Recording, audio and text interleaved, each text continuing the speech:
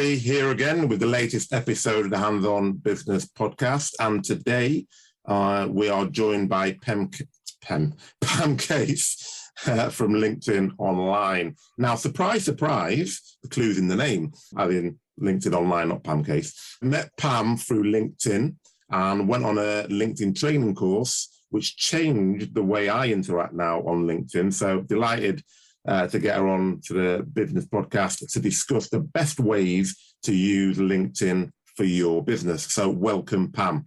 Hello, thanks for having me.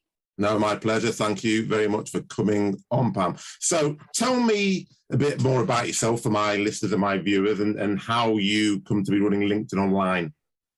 Well, first of all, it's linked online. People do now, no, because a lot of people get that mixed up because we do use LinkedIn. So we blend platforms. Okay, so we used to be meeting regularly. We'd have about 150 people in one room, and the networking meetings were really popular.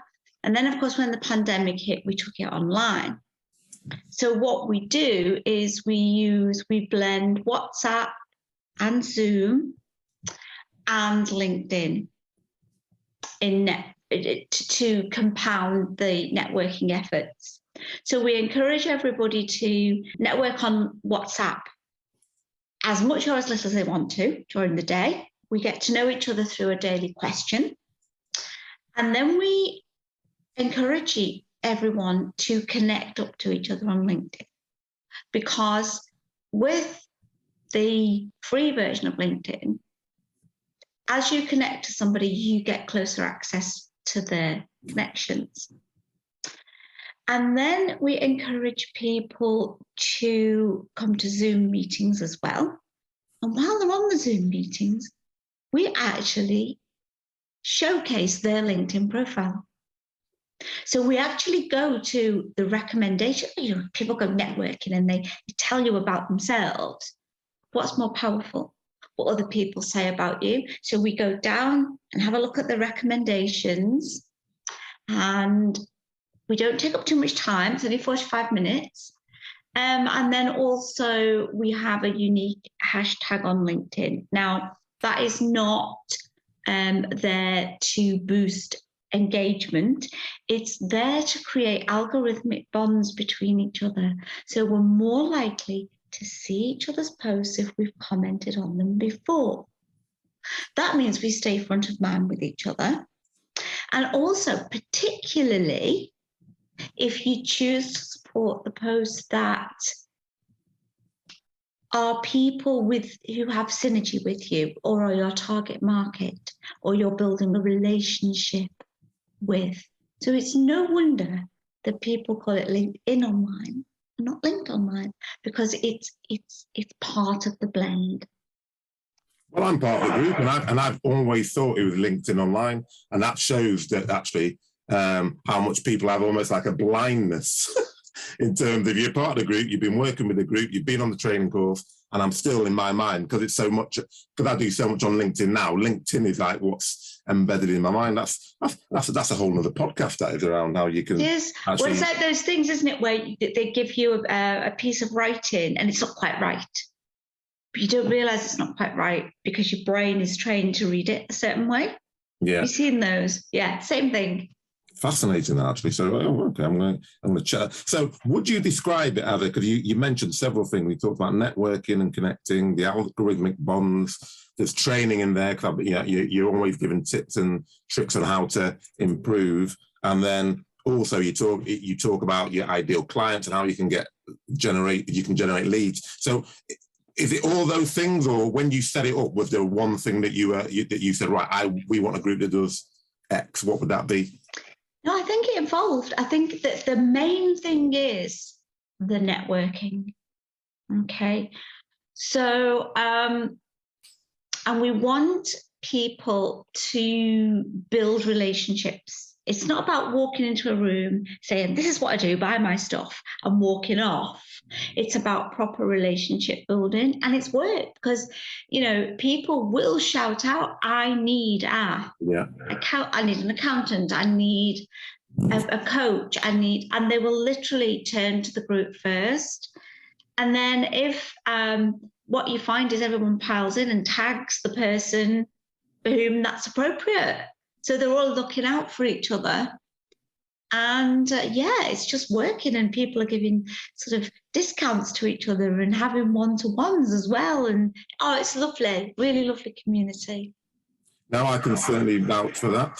In terms of the algorithmic bond you mentioned, let's talk to me a bit more about that, because obviously everyone knows about algorithms on Facebook and different platforms, but people rarely talk about anything about the algorithms on LinkedIn. So how does that work, and how, because you said it's the hashtag that helps you get algorithmic bonds. So how does that work? Okay, so well over 90% of the people that LinkedIn shows your post to are your first degree connections. Yeah. It's people that you are directly connected to. And even then, your first degree connections with whom you have an algorithmic bond. So what does that mean? That means that you've commented on their post before, or they've commented on yours. So in effect, you're saying to LinkedIn, these are the people I want to network with. This is the stuff I like, show me more of it. So it's not just a case of showing up and writing posts. And you should show up and write posts daily, at least 3 times a week if you can. But if you are not making the effort on LinkedIn to go and find your target market and to connect with them and to comment on their posts, you're not creating the bonds that's saying to LinkedIn, I want to network with this person, I want to stay front of mind, I want to see their stuff, I want them to see mine. So they're not going to see it anyway. So make sure that you're connecting with your target market and that you're building relationships with them. And it's not just about the algorithmic bond, it's about that human relationship, isn't it? It's about going and having conversations on their posts and showing up and being front of mind to them. So, yeah. And I think that certainly when I came on the course and I'm part of the group, I think that's the difference I've seen, because I've done lots of different LinkedIn trainings, and I'm not going to say they almost have a fake feeling to them, but it doesn't seem as genuine, whereas your group seems just much more genuine, a group of people who like spending time with each other, actually outside of the group, as in on your events, as well as within the WhatsApp group and the LinkedIn group. And I think that makes a significant difference. And when you read the posts, they just seem genuinely about those people. So you're actually engaged in those posts, and we'll talk a bit more about that later, because I think you've got a very unique view on how to post, which actually gains engagement and actually then grows the way and things that people look at and engage with those posts.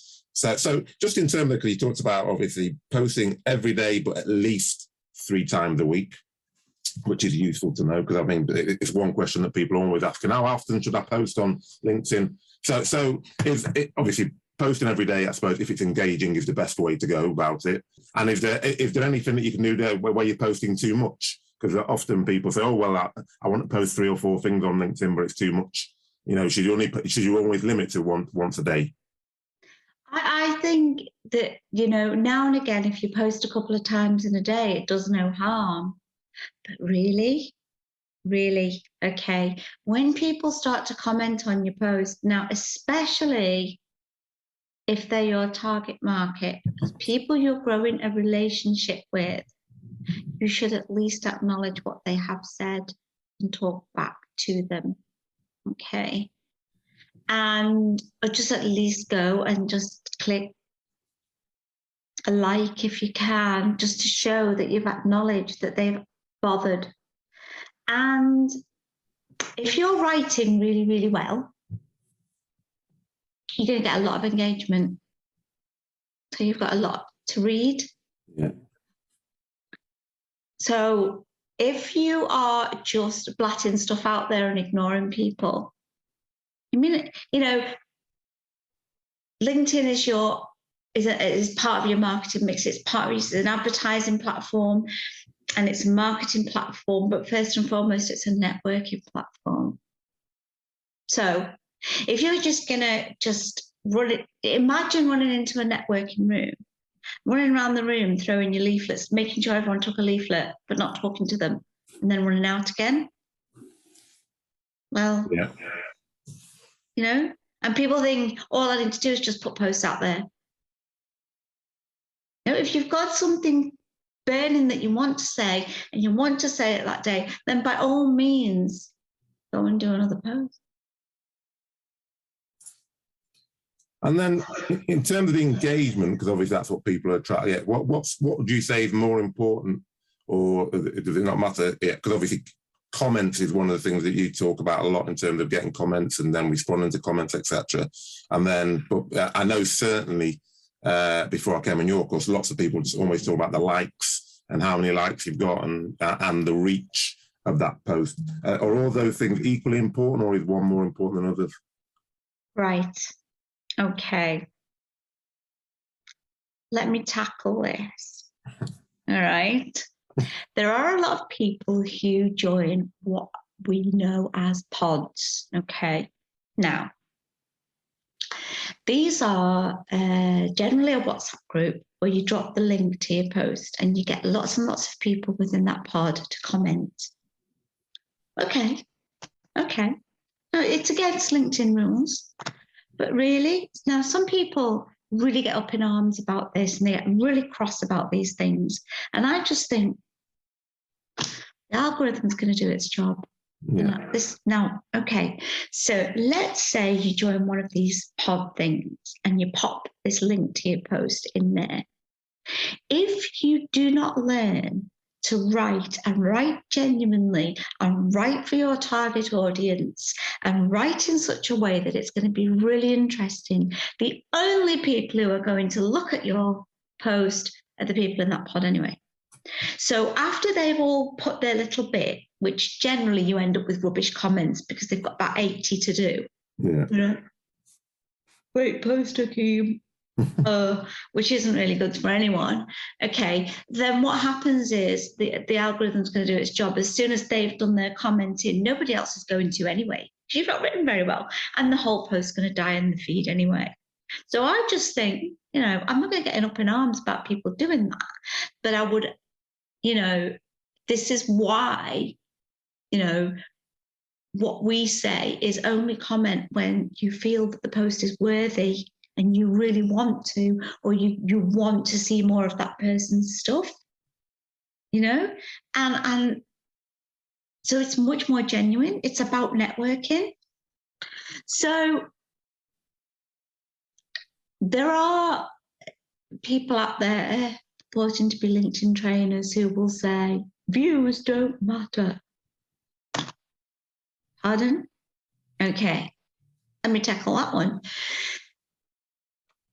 A percentage of the people who see your post will read it. A percentage of them will visit your profile. A percentage of them will result in inbound inquiries. Now, if views don't matter, what's 90% of nothing? Yeah. So of course the number of views matter. What I would say is I've seen people get really, really hung up on them. So if you're concentrating on getting your target market connected with you and building algorithmic bonds with them,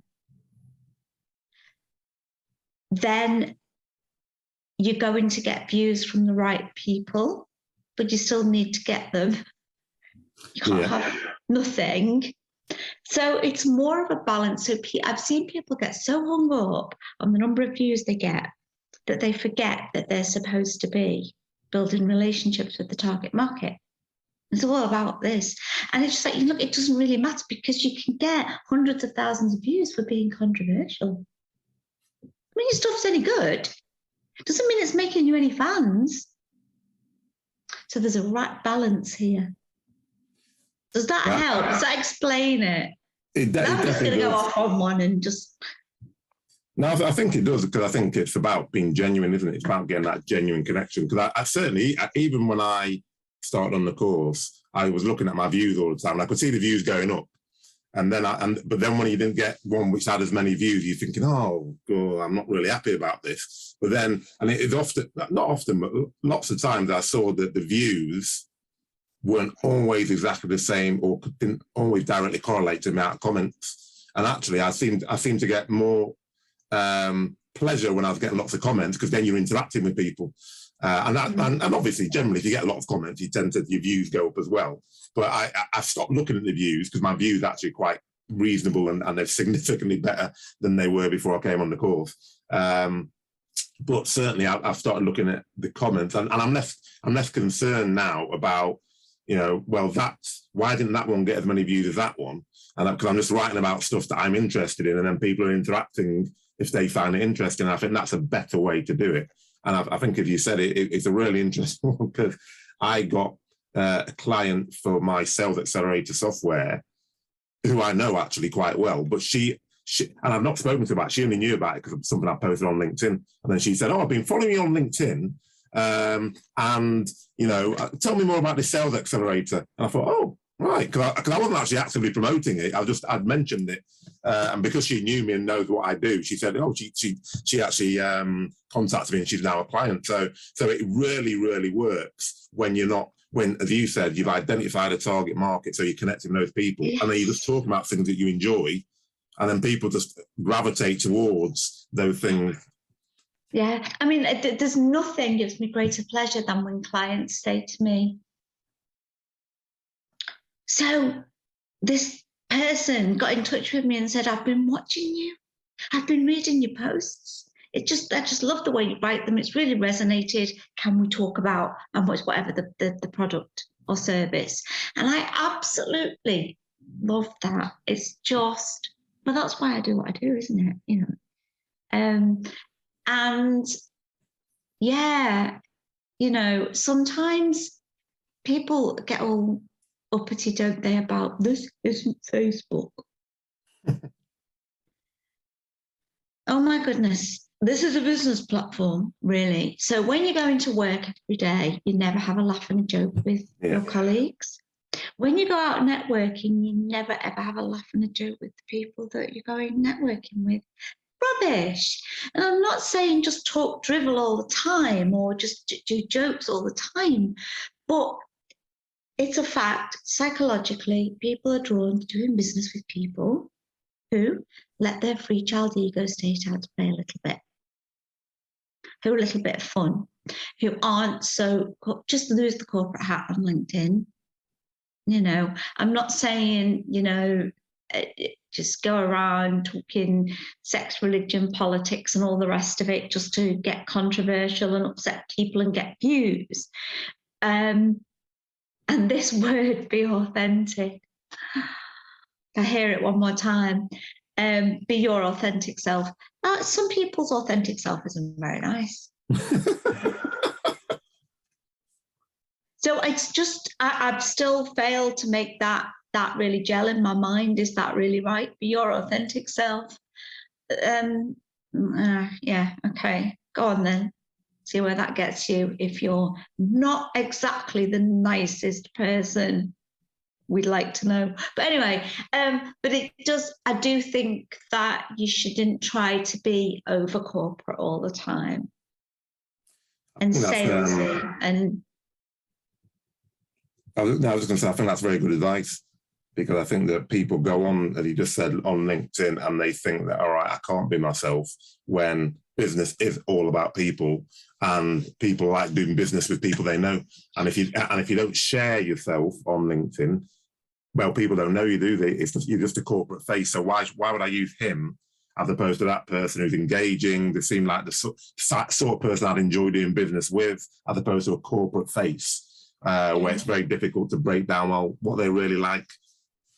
Exactly. I mean, I taught a guy who, and he's an amazing guy, and he is so lovely. But his business is all about cybersecurity. Imagine, right? So a lot of people will kind of go, well, that's quite, it sounds really technical, quite scary. I don't know if I can actually approach this guy and say, look, talk to me in layman's terms. I'm a little bit, And we got him to write on his profile that he is amazing at all this cybersecurity and IT and all the rest of it. And at the very end, it says, I love dancing around to old music. Suddenly, he's really, really approachable. And people are not afraid to pick up the phone and say, sorry, I don't really understand this, but I think it's something that I need. Can we talk about it? Yeah. His real self, and it does make a difference. So you've talked a lot all the way through your answers. You kept talking about target market. Make sure you get your target market. How do you define your target market? How do you connect with that target market? How do you get hold of them? Oh, right. The filters. That's what the filters are there for, right? Okay. I would argue that very, very, very few people use LinkedIn to go and find a product or service to buy. Where do you go, Hakeem? If you're looking for a product or service, where do you go? Google. Yeah, exactly. Right? So what people use LinkedIn for is to find people to sell to. But unfortunately, and I think I blame GDPR a lot for this, they find someone to sell to and then hit them up with a sales message. And not very many people at all welcome that. So the filters are there for you to find who you want to do business with. And you can find them by keyword, by their name, by their industry, by the name of their company, by their job title. You can even think about what it is that your target client might be talking about that indicates that they need you. So if I was a mortgage broker, for example, I might put a phrase in there like moving house or thinking of moving house. And I would search through posts because people talk on social media about what they're doing in their personal life. Okay. So if then somebody started to say, and they mentioned in a post, then I would get in on the side of that conversation. And obviously, you don't go, oh, come to me, I'll sort a mortgage out for you. But you do say, oh, look, here's some tips for you, and start having a bit of a chat to them. So there's all sorts of different ways you can find these people. But don't sell to them as soon as they've connected with you. Yeah, no, I think that's the key thing that I certainly learned, and I think that I tell other people if they ever ask me for advice, is because you, as you said, it's very irritating. Someone connects with you, and they've all well, not almost. They have got an automated message, so they go, "Oh, hi, glad you connected with me," and then they hit you with a sales letter. You're thinking, right, okay. I don't even know you. I know nothing about you. And so the only reason you've connected is to try and sell me something. And I don't think I've ever utilised anybody who's done that to me at all, actually. No. Ian, who I work with, he always says, it's like going into a networking room, seeing someone at the bar, going over and saying, you look attractive, will you marry me? Yeah, it's true, actually. It is. Like, well, I think you might like to take me on a date first. Once, twice. Yeah, exactly. So, in terms of the keyword searching and all that sort of stuff, because obviously I know you can do that through the normal LinkedIn, but obviously lots of people get Sales Navigator. Would you recommend getting Sales Navigator? Because obviously you can do more filters and there's more searches and stuff you can do with it. Oh dear. Yes, I know. Okay, right. If you absolutely do not know what you're doing with the basic free version of LinkedIn, and if you're not using it properly and you've not quite got it, buying Sales Navigator is like paying for a gym subscription, going along to the gym, looking at the equipment and going, don't know how to use any of this properly. And then you just stop going. Yeah. Okay. Sales Navigator's not a magic bullet just because it's got the word sales on it. Not a sell for you. It just gives you a few extra tools to help you to do what you do with the free version better. Yeah. So it's around about the £70 a month mark, isn't it? Yeah. So, right. Why would you pay? No, learn how to use the basic version first. So when you know who you're looking for and how to use the filters, Sales Navigator will say, okay, look, 300 people match your search criteria. Then you have to go through, because there's no point trying to send connection requests to people with an inactive account. Yeah. And Sales Navigator will say, but like only 100 of them have been active in the last 90 days. So you're going to use your time more efficiently. And when people are, then, you identify that this particular person is a good target market for me. You can save them as a lead. That's not sending them a sales message. That's so that you get a different feed with their posts in, that you can go network with them. Nothing changes. It's all about networking. It's all about the human algorithm. It's all about the LinkedIn algorithm. And you can't change that. No magic bullet. As I used to listen to this woman who's a speaker from Texas, and very, very practical stuff, but she always used to say, and I repeat this so often to people learning LinkedIn and wanting results from it fast, there are no drive-through breakthroughs. Yeah, it's true. I like that. I think I'll be using it myself.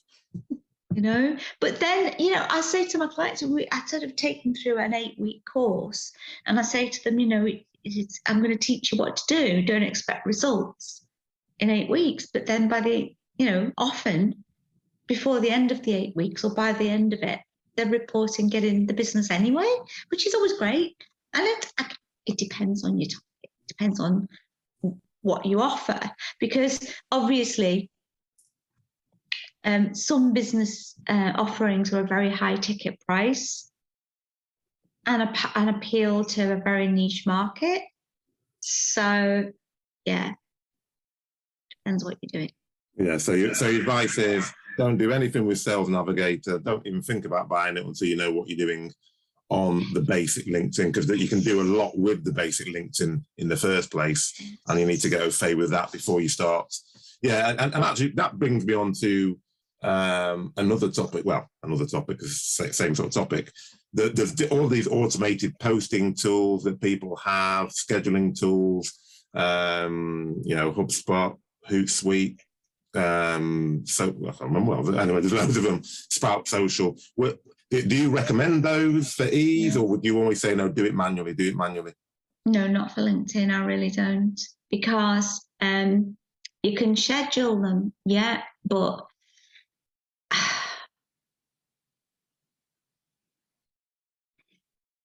because it's such a personal networking thing, you do have to be there anyway. Yeah.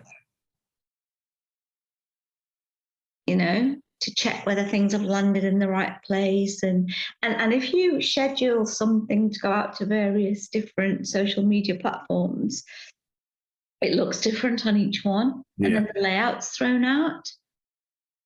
So caution on that one, for sure. Yeah, no. I wouldn't. I personally, I can sit down on a Sunday and write a week's posts, but then I'll get in and post that one on a Monday, the next one on a Tuesday, but I do that myself. And just proofread before you post, because when you've made a mistake, immediately going in and editing it can have a bit of a detrimental effect on the reach of your posts. So. Oh, that's interesting to know that. So if you did make a mistake and you wanted to edit it, would you suggest leaving it for a period of time, or would you just leave it with the mistake on it? Yeah, no, I'd leave it for a little while. Unless, of course, it was incredibly rude and detrimental. Never take one down and repost it, because LinkedIn will recognize it as reposted stuff. Ah, that's interesting. That's good advice. Those are a good little few tips there. So if you make a mistake, don't edit it immediately, because you'll get penalised potentially. And if you make mistakes, certainly don't take it down and repost it, because LinkedIn will just see it as effectively duplicated stuff, isn't it? Because it's just like, oh, you've reposted something, other posted. It's not looking at it as original content. Yeah, but just always remember, write for your target market if you can. Give away, this is the other thing, okay? There are some people who literally just do the same kind of post all the time, video after video after video, or it might just be everything's a text post or whatever. And you kind of get audience fatigue, get fed up with seeing the same thing coming up. And the other thing I would say is that different people assimilate in different ways. So those people who like videos are only going to switch off if you're just doing text, and vice versa. So you need to appeal. So mix it. It's about 10 different styles of post you should really be using. Oh, I'm trying to think of what else. I can think of video. I can think of text. I can think of polls. I'm lost. What are the other 7? Sales. Okay, yeah. Educational. Positioning. Push, which is a different thing, which is just far too nuanced for me to go talking about today. And then you've got document posts. Oh, yes. And then you've got your kudos posts where you're giving shout outs to other people. And there's, let me think now, what am I missing out? Picture posts, yeah. Survey posts. I think I've gone over 10 now. Articles. Yeah. No, I think you're right, because you do see some profile and it's the same kind of post all the time. And I think you're right. Even if it's somebody that you like reading, you can sometimes think, all right, another text post, another text post, and another text post, and especially if you're doing a long form one, and you're having to read that every single day, because sometimes you haven't got time, and a quick video or a little article or something of that nature is, as you said, it just breaks up, doesn't it? And it's, as you'd say, if you're networking an event, you're just having a conversation, so you talk about different things in different styles, etc., and show pictures on your phone and all sorts of different things. You wouldn't just say the same thing over and over again in the same way. Well, you could do, but people would be running for the hills. I think that the main thing when you're writing for social media is and particularly for LinkedIn, all it wants is for you to get conversations going. Yeah. When you actually are writing your post, there's a spam filter going over your post, looking for salesy speak and all sorts of things, and going, and then it'll show it to a few people. And if you start to get your engagement, it shows it to a few more, and so on and so on, like rolling a snowball down a hill, getting bigger as it goes. But the thing is that if you don't, you've got to create conversations. You've got to write things that people are interested in and create conversations. So if you're going to talk at people, I'm giving you this information. I'm just telling you this. People go, and then they scroll past, But you've got to get that engagement going. So talk with people. That is the one thing, overriding thing I would say you've got to remember. Am I having a conversation here? Or am I just promulgated? Am I just telling people what I want them to hear? And if you're not, if you feel that you're just, talking at people, don't just change that before you post it. Try and have a conversation. It's an interesting thing, actually, because actually before I met you and Ian, I mean, I've only done lots. I've been on LinkedIn since about 2008, I think. No, maybe even earlier. Anyway, for a very long time. And I've gone through periods where I've enjoyed doing it and connecting and getting into groups, but then you sort of like weighing off. And I've definitely seen since, you talked about post structure, types of posts, how to post, engage. I actually enjoy writing them myself. Whereas before, it's like, oh, I've got to put something on LinkedIn. Whereas now, it's like, if I don't put something, it's like, almost like a drug. If I don't put something on LinkedIn, I'm sort of like thinking, oh, I didn't put something on yesterday. But by the same token, just as you said right at the start, if I genuinely feel, actually, I haven't got anything to say, I just don't post. I don't force myself to post it because I enjoy the process. I'm thinking, oh, well, that might be engaging. And I just want, and a lot of it, you'll have seen, a lot of it, I talk about my kids because I spend a lot of time with the kids and they inspire me a lot of times when I'm having conversations with them. I think, oh, actually, I'm going to write about that because I find it interesting. Yeah, and just giving a little bit of you, and this is what people warm to. People give a little bit of themselves, and that's never changed, and that's never going to change. So tell me, why? What is that? Not why, but is there a specific reason why you chose LinkedIn? Because as you said earlier, you've got Twitter, you've got Facebook that everyone's obsessed with, and now you've got Instagram, you've got TikTok, you've got all these other places. What was the reason why you decided, actually, I'm going to focus on LinkedIn? Because I'm just a natural born networker. Okay, so when I was actually selling IT support, I brought in a lot of business from my company, a lot, and some really big customers.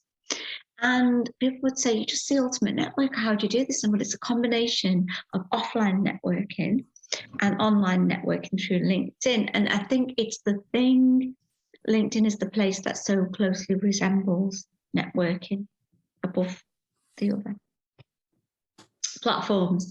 So I kind of took to that and thought, wow, and the power of it to just find people and to connect people with people is just amazing. And I started to show people just part of one-to-ones I was having, how I did it. And then they'd say to me, oh my gosh, that is just so valuable, that's so powerful. You really should charge for this. And since I'm a trained trainer and presenter anyway, I just thought, I really do love doing this. So it just naturally flowed that I would show people how to use the platform. And sometimes I just think, surely everybody knows by now. Oh, but my goodness, there is so many thousands of people doing the wrong thing. And I see it every day. That I just think, I don't think I'd ever get to the end of everybody on there that needs to understand what's happening. People still write their LinkedIn profiles in third person. Yeah. Like, we all know you wrote this. Don't do that. And also in their about section, and this is the thing that always makes me go, oh, is when it says, an experienced, insert job title, with a demonstrated history of, insert thing that you did. And I just think, wow, really?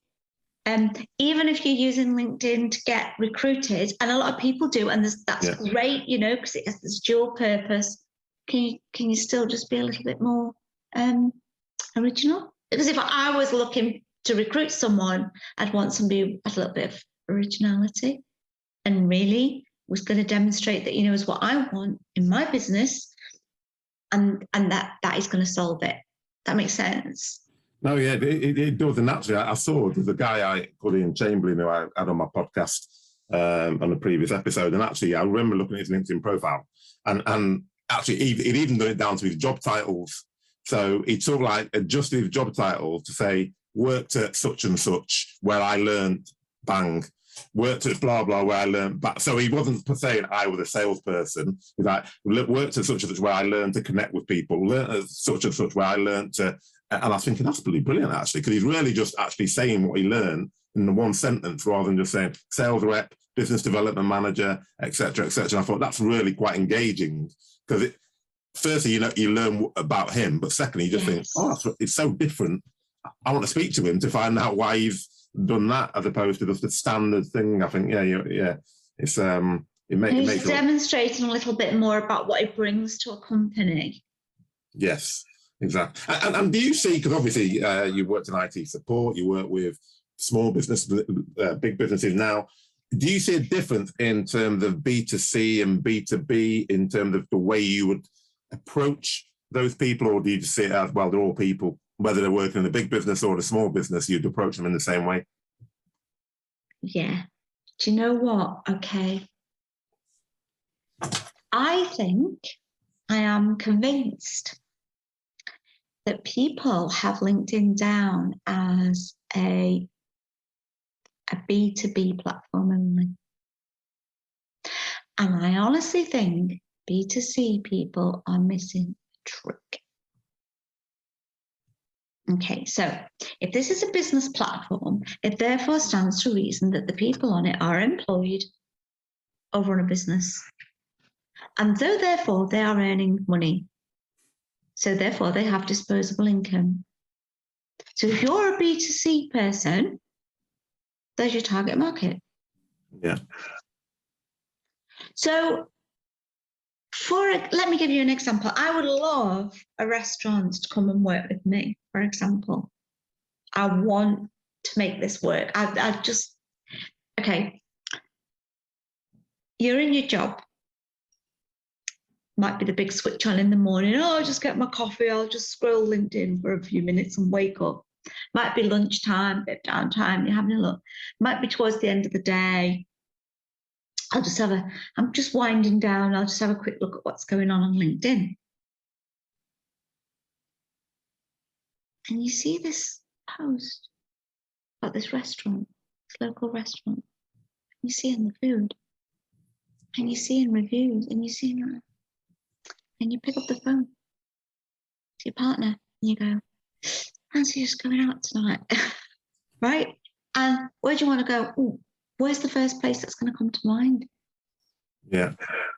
Okay, so they really are missing a trick, honestly. And it did me good to see someone like Gary Vee saying the same thing. And I'm thinking, hey, I've been saying this for ages. So yeah, I would love to work with somebody like that, a forward-thinking restaurateur or something like that, because I'd love to show them how it would work. So, obviously, the answer to this question is obviously yes, because you've done it for me, and you do it for hundreds of people. So the question is, can someone learn the skills? And if so, how long would it take, and how should they do it? Because obviously, lots of people think, oh, well, you're just born knowing how to do these sorts of things. Well, you're not.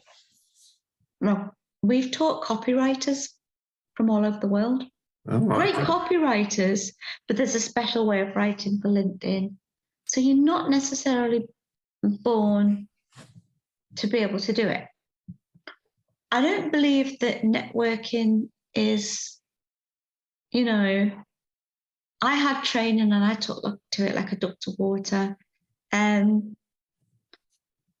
it's not something you're born with. You have to learn it like anything else. And you have to learn how to network well. How long does it take? Depends, doesn't it? Depends on your personality. Depends on whether you pick things up quickly or not. Generally, I personally do an 8-week course. Along with Ian, we do a 9-month one where we hold people accountable to constantly finding the target market and building up relationships with them and getting the business. And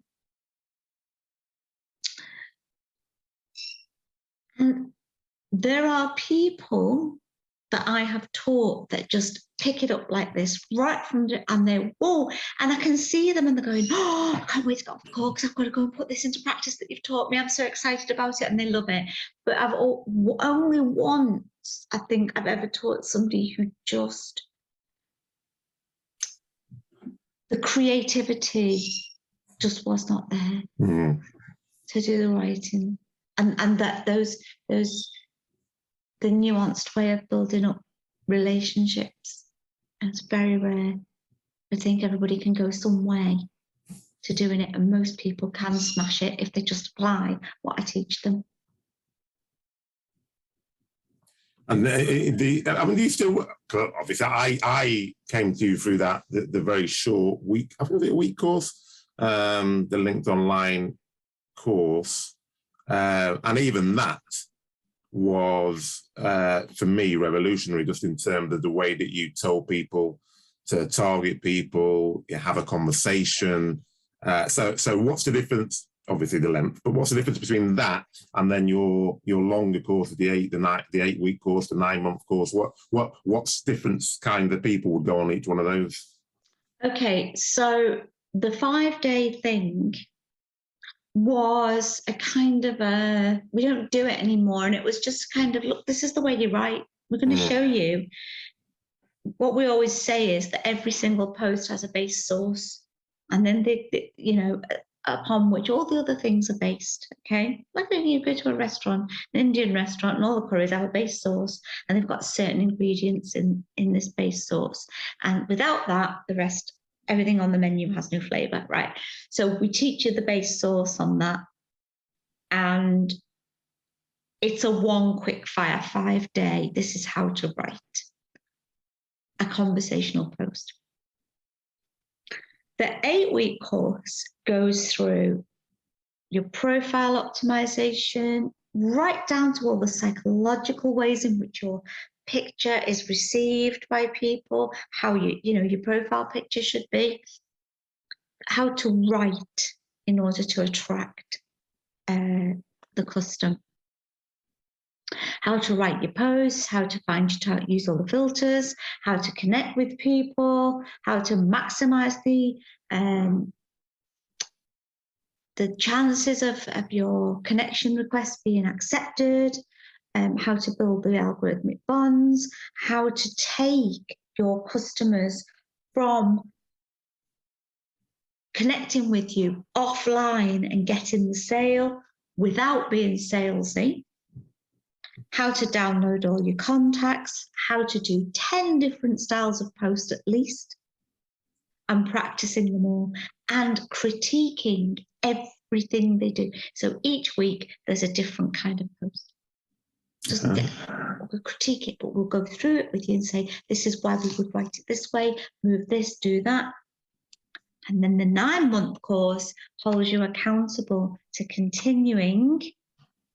And it's just about accountability and to having a spreadsheet on which you record what you are doing with your target market or using Sales Navigator,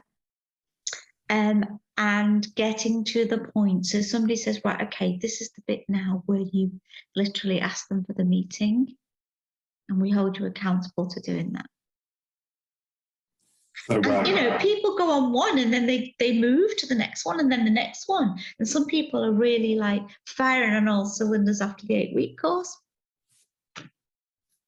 Well, I would highly recommend to anyone who's listening or watching this to go on one of those courses, because I only went on the 5-day one, and as I said, that was revolutionary for me. And I think I've recommended you to other people as well. And I continue to do it because I think that, as I said, I've been on the LinkedIn platform for a long time. I've been on lots of different training courses on LinkedIn and social media and lots of different things.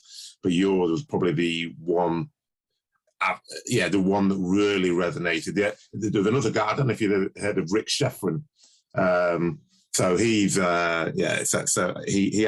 wasn't actually a LinkedIn course, but what he told me, which is similar to what you said about conversations, was actually, so those are the two revolutionary things I've had with LinkedIn. He said, stop trying to preach to people and actually go into some of the groups, he said, see what the questions are that people are asking, and then answer those questions and write some reports about them. He said you'll get more interaction that way. So that was the first revolution I had a few years ago, which then helped me certainly in terms of get business. And then when I came on your course as well, when it's like, no, write a conversational post, put some questions in there, make them interesting, and don't just, because I had always thought before your course that actually writing a long conversational post, no one would read it.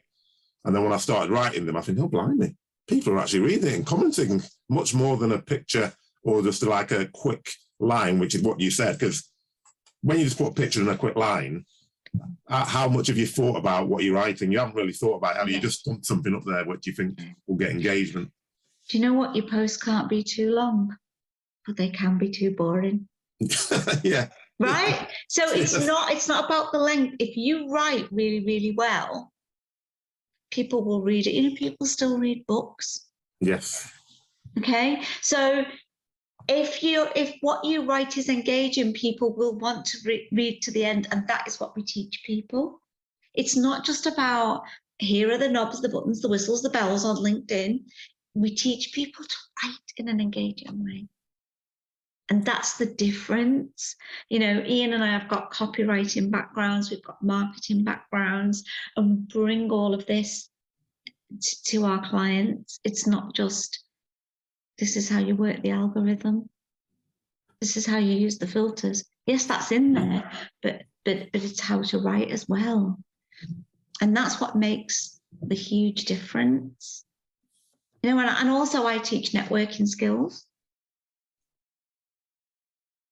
So it's about getting the people confidence. So a lot of people come because they don't have the confidence. And you said earlier, didn't you? You said, first I thought, oh, I've got to write something. And now I'm enjoying it. And that's what I love as well, when people go, oh, really enjoying doing my social media now. Yeah, because it used to seem, I knew I had to do it, so I'd do it. But it's like, what am I going to write about? And as you said, I thought, well, it's a business platform. I can't write about me or my family or what I'm doing and I'm to be honest, I do try, I'm not always, but I try to take business lessons or lessons that my target audience may be interested in, but I try to weave them into personal stories because I think that's more engaging rather than me just talking about work and leadership and, you can talk about all those things, but if you can find some narrative that people will find interesting, because that's how you actually speak to people, as you said, in the real world, isn't it? You don't just go and start speaking to them about, I went on holiday and I read this book, and then you just go through all the business aspects of the book. You talk about everything around it, wouldn't you? Yeah. The thing is, what was I going to say to you as well? This ideas thing, when you this is one of the other things that we cover. How do you get ideas for what to write? Where do you get inspiration from? And we go through all that, and we've got a huge cheat sheet of, I say cheat sheet, it's kind of a prompt sheet that you can just look at when you're stuck for ideas, and it gives you all the different ways in which you can find inspiration. And I think that's what, if that sheet, which made me think, oh, so I can talk about that then, can't I? Because before that, I would have never thought about some of those things, like the first day of school or the last day of school, all those things where you think, actually, that is an interesting story. And everyone's had a first day or a last day of school, haven't they? So inevitably they'll be interested if it's an engaging story. So I think those sort of things that you mentioned really broke down the barriers for me in terms of what you can talk about and what people find interesting. I'll tell you something to do. If you ever get somebody up on your post saying this belongs on Facebook, this is not about business, right? They don't understand networking. They don't understand psychology. They don't understand people. They don't understand LinkedIn. Okay? Yeah. Go to their profile. I will guarantee that it won't be very well optimized. Then go to their posts. And if they are getting any likes or any comments above about 3 or 4, not 4, I'll eat my hat. There are always people who don't know what the hell they're doing. Yeah. And you just go, well, I don't know, Taz Thornton and I and her her wife, Asha. Asha is a content coach as well. And the three of us do a clubhouse room on a Thursday. And it's very popular and everyone raves about it. And we give loads and loads of tips away. And we're used to these trolls. And whenever we get one, we usually say, we go and see how many followers that person's got and something. And we'll usually say to each other something like, well, bless him and his 34 followers. Yeah, it's interesting isn't it, how it's generally people who aren't very good who become the most critical of people in all spheres of life, not just on LinkedIn. And it's I think Taz put one up yesterday. I think she had some trolls, and I think she's asking about how do you make sure you're yourself and you don't try and change. And I've always had the same philosophy that I'm me. And some people will like it and some people won't. And I just think I don't really worry about the people that don't, because what can you do? You are who you are. And I think trying to be somebody else to get people to like you, I think is a fool's errand. And I don't think it makes anyone happy. And I've always been the same since I was young. And I think some people think, oh, you're not that friendly. I said, no, but I'm really, really friendly. But I don't spend all my time trying to be friends with everybody, because I just don't think you can do it. And anyway, if people don't like who you are, do you want to work with them anyway? And that's always my goal, whether you're working with clients or I'm working in a company. I want to have some fun, and you want to have the way to have fun is by working with people who are engaged. You get on with, they get on with you, and if that. And I'm not saying everyone should be like me, because you can have fun with lots of different types of people, and I actually try and avoid people being like me, because I probably don't get on that much with people who are exactly like me. But just having a nice group of people in a workplace or in a networking place, you just enjoy your life, as opposed to being absolutely obsessed with, well, are they going to like this, and are they going to like that, and are they going to like the other? Because I don't think I'd do anything that's particularly offensive. So if they don't like me, I always think the problem's more likely to be with them than it is with me, and I'll just move on. And I think that the LinkedIn troll thing is exactly that same sort of thing. People who are trolling, you think, they haven't really got that much to do with their life, then have they? If they're really that, why don't you just move on? I see lots of things I don't like. I'm not going to start trolling somebody for it. I know. A guy in our network always has the perfect response to anybody trolling them. And look, a troll, if you're getting constructive feedback, so let's say it's a debate. There's nothing wrong with a debate. There's nothing wrong with having a different, point of view on something. But when they start to get nasty and personal, that's the difference. Okay. So when they do, one of the guys in our network, John Spinks, he always has the most wonderful response. He replies on the post with, "Oh, you need a hug." Yeah, actually, that's a really good way. Yeah, to be. Drives them insane. Yeah, because actually, most people who are trolling, they want a response, don't they? They want you to get angry and upset. And when you don't, it's like, oh, hang on, this isn't working. So, I'll go and troll someone else then. But that's I might try that next time I get some something like that. Yeah, you need a hug. Okay, so we're coming to the end. So I always ask this question. So if you could break it down into 3 or 4 key steps of writing a good LinkedIn post and connecting with people, what would they be? Right, okay. For goodness sake, before you start, make your profile, sell off the page, and try and take yourself out a bit more. Talk about your customer, demonstrate that you understand the problem that they have, the need, and that you're going to solve it for them. Then gather your target market around you. Remember, you can only send out 100 connection requests in a week. Before LinkedIn, you run the risk of being put into LinkedIn jail, or at least getting your hands wrapped and stopped from sending any more out. So choose wisely. Accept all the incoming requests, because that, if you have the basic free version, that's going to help your results when you use the filters. And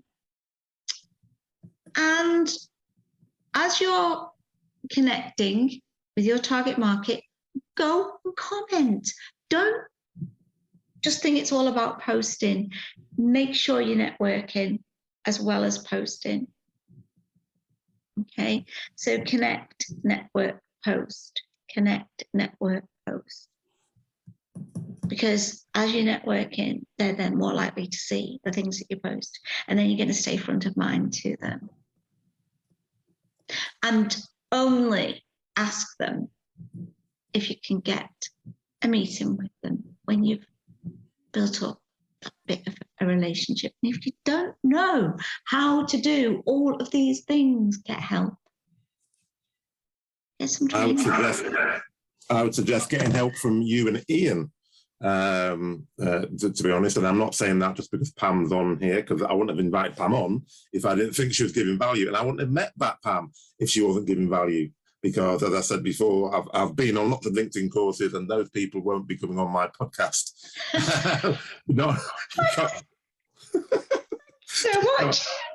Well, yeah, they might well be watching, but they might come on the podcast for something else. But I've got Pam on because actually she was really revolutionary in terms of just. And I'm not. It's not. As Pam herself said, it's common sense, but lots of people don't have that common sense, and they need to be directed towards that common sense. And when I listened to Pam and Ian, it just made so much sense to me, and it made me think very, very differently about what I was doing on LinkedIn and how I should approach LinkedIn. And I suggest that anyone who's watching this, listen to this, that they, and I'll put all obviously Pam's details in the what's it called in the description in the podcast and on the YouTube, so that you can contact her. And obviously you can go and find Pam Case on LinkedIn, where you'll find her very easily. But yeah, happy to connect. I would suggest very, very strongly that anybody who wants to understand how to better utilize LinkedIn jumps on and tries to connect with Pam. Thank you. My pleasure. But thank you very much for coming on, Pam. It's been an absolute pleasure, as I knew it would be, and it's been invaluable advice, as always. Thank you so much for having me. Really, really enjoyed it. Thanks, Pam.